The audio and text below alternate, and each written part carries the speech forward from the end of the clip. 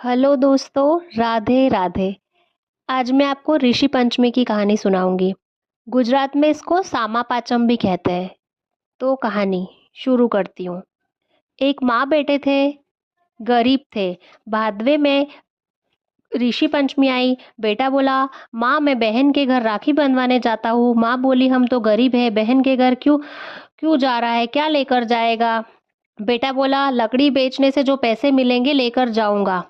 और रवाना होकर बहन के यहाँ पहुंचा। उस समय बहन सूत काट रही थी। बहन ने देखा कि भाई आया है, पर सूत का तार बार बार टूट रहा था, तो वो उसे जोड़ने में व्यस्त हो गई।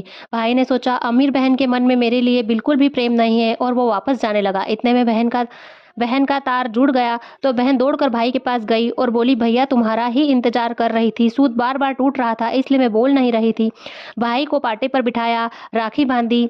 भाई ने बहन को भेंट दी। खुशी के मारे बावली बहन पड़ोसन से पूछने गई और कहा कि कोई बहुत प्यारा मेहमान आए तो घर पर क्या रसोई बनानी चाहिए। पड़ोसन ने कहा कि घी में चावल पका लो और तेल का चोखा दे दो। बहन बहुत खुशी थी और खुशी के मारे इतनी पागल थी, जैसा कहा वैसा किया। 2 घंटे हो गए। भाई रास्ता देखकर भूख बैठा रहा, भूख लगने लगी। बहन को बोला, बहन क्या बनाया है। बहन ने बोला, भैया चावल बन रहे हैं। बहन से पूछा, बहन क्या बनाया है। बहन ने पड़ोसन वाली बात बताई। भाई बोला, घी में आज तक कभी चावल बने हैं, दूध लेकर आओ और खीर बना लो। बहन ने खीर बनाई। सब ने भोजन किया। सुबह अंधेरे भाई को जाना था, तो बहन ने लड्डू बनाए, गेहूं पीसे। लड्डू बनाते समय भाई के साथ बांध दिए। भाई रवाना हो गया। इतने में ही बच्चे उठे और बोले, हमको भी लड्डू दो। बच्चों को लड्डू देने के लिए निकाले और तोड़ा, तो उसमें देखा कि उसमें सांप के टुकड़े पीस गए हैं। तुरंत भाई के पीछे दौड़ी। बहुत दूर तक भाई मिला ही नहीं। आवाज लगाई, फिर भाई दिखा। तो भाई सोचने लगा कि मैं इसके घर से कुछ भी नहीं लाया हूँ, फिर भी यह मेरे पीछे आई है। बहन के पास आते ही भाई ने पूछा, मैं तो घर से कुछ भी नहीं लाया हूँ, तू भागती भागती क्यों मेरे पीछे आई है। तो बहन बोली, मैं तेरी जान बचाने आई हूँ भैया।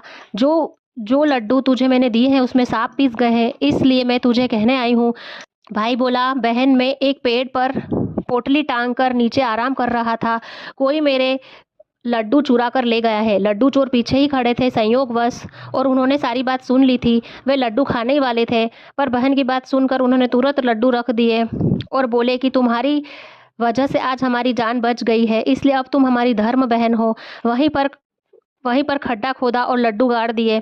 बहन भाई को ले वापस घर आई। तीसरे दिन भाई को सीख दी और सीख देकर विदाई दी। इसलिए भाई को राखी के दिन रात नहीं रोकना चाहिए और जाते समय कुछ खाने का